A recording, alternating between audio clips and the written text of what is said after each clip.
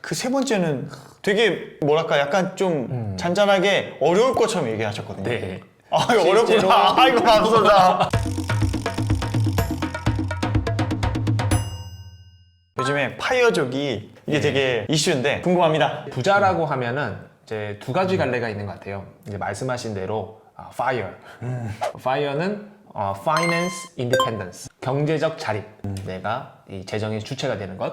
그리고 early retire. 그래서 일찍 은퇴를 하는 겁니다. 일을 안 해야 됩니다. 비근로소득을 이야기하죠. 그래서 이 fire족이 되기 위한 어떤 사람이 fire족인지에 대한 이야기를 물론 이 용어를 들어서 이 책에서 이야기하고 있지는 않지만서도 fire족에 대한 이야기를 하고 있어요. 부동산 문제가 첫 번째로 파이어족에게는 해결이 돼 있어야 돼요. 물론 해결된다는 말은 대출이 없는 내 집을 말합니다. 첫 번째 조건이고요. 두 번째는 우리나라 월 평균 가구 소득이 약 500에서 600만 원 정도 된다고 해요. 쉽게 얘기해서 500만 원이라고 치면 비근로 소득 500만 원이 있어야 됩니다. 그런데 비근로 소득 어떻게 만들 수 있을까요? 주식이나 아니면 네. 적금? 내가 일을 하지 않고 돈을 버는 경우는 이제 쉽게 접근할 수 있는 것은 크게 두 가지예요. 첫 번째는 임대 수익, 임대 수익? 예, 부동산 임대업. 두 번째는 주식을 통한 배당금. 이제 배당금은 이제 분기별, 월별, 연도별 이렇게 지급이 되고 있고요. 쉬운 예로 이제 S전자 그 배당금이 약 3% 정도 됩니다. 이게 연 3%거든요. 단타 매매를 하고 나면은 사람들이 10%, 20% 이런 수익을 원하는데 하루에도 연 3%면은 너무 작은 거 아니냐? 10억, 20억 돼야겠네요. 야, 정말 잘 이야기해 주셨어요. 3%는 사실은 금리라고 하면 기준금리 플러스 인플레이션을 말하는데요. 만약에 그 금리보다 높은 수익을 발생할 수 있는 투자 기법이 있다라고 하면 사실은 그 기법대로 가만히 있어도 돈을 버는 구조가 됩니다. 근데 3%는 지금 현재상으로 봤을 때는 그것을 상회하고요. 예를 들어서 삼성전자 10억을 투자하면 네. 3%면은 세전 3천만 원입니다. 20억이면 세전 6천만 원. 이자 소득세를 15%를 제하고나면 약 5천만 원 정도의 수익이 나게 되고요. 오, 연간? 예, 연간. 이러한 비근로 소득이 5천만 원이면 약 500만 원 정도의 수익을 낼 수가 있겠죠. 그래서 20억을 만약에 모아 있고 대출이 없는 자가를 소유하고 있다면 파이어족에 입성하기 위한 세 가지 중에서 두 가지 요건이 완수가 된 겁니다. 그 세 번째는 되게 뭐랄까 약간 좀 잔잔하게 어려울 것처럼 얘기하셨거든요. 네. 아, 이거 실제로- 어렵구나. 아이고, 맙소사. 세 번째 뭐지?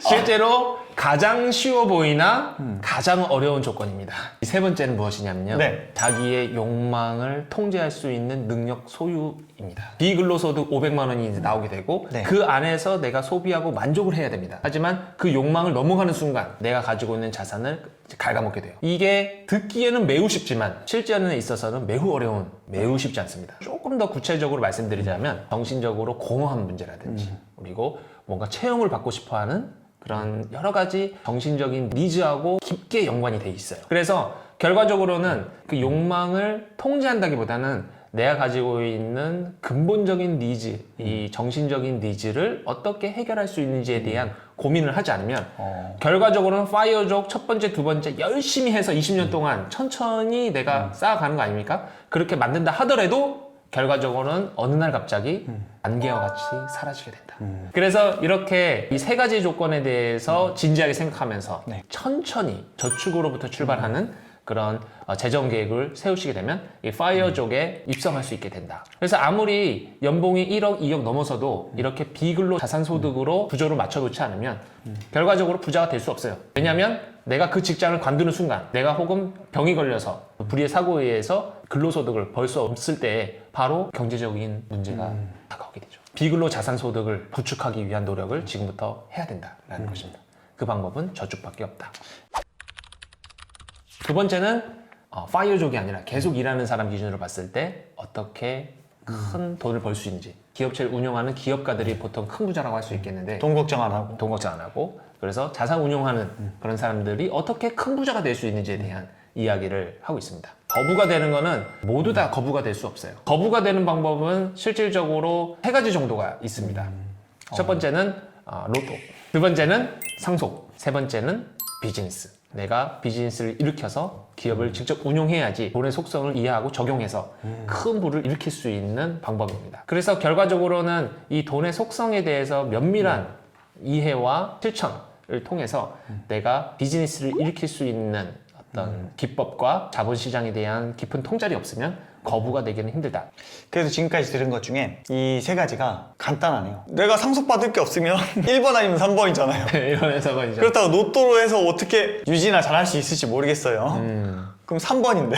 3번인데 3번도 사실은 알고 보면은 투자의 관점으로 봤을 때 천천히 비즈니스를 일으키는 것이 가장 빨리 비즈니스를 크게 일으키는 것이다 라고 생각해 볼 수 있을 것 같아요. 리스크가 제일 적게. 예, 리스크가 적게 차곡차곡. 왜냐하면 결과적으로는 이 돈에 힘이 있고 올바르게 쓰였던 돈들은 결과적으로 그것이 인격체로서의 역할을 해서 다른 돈까지 끌고 와서 나에게 수혜를 주기 때문에 결과적으로는 그러한 큰 그림을 가지고 차곡차곡 비즈니스를 일으켜 나가야지 그냥 적당한 장사하는 비즈니스가 아니라 네. 기업체가 있지 않습니까?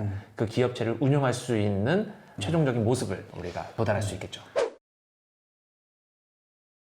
가장 강한 사람은 내가 잘 되기를 바라는 사람이 많은 사람이 가장 강한 사람이다. 결과적으로 사람을 얻는 사람, 주변에 사람이 많은 사람이 제일 지혜로운 사람이고 제일 강한 사람입니다. 결론적으로는 사람을 얻는 게 가장 중요하죠. 그렇죠. 그러네요.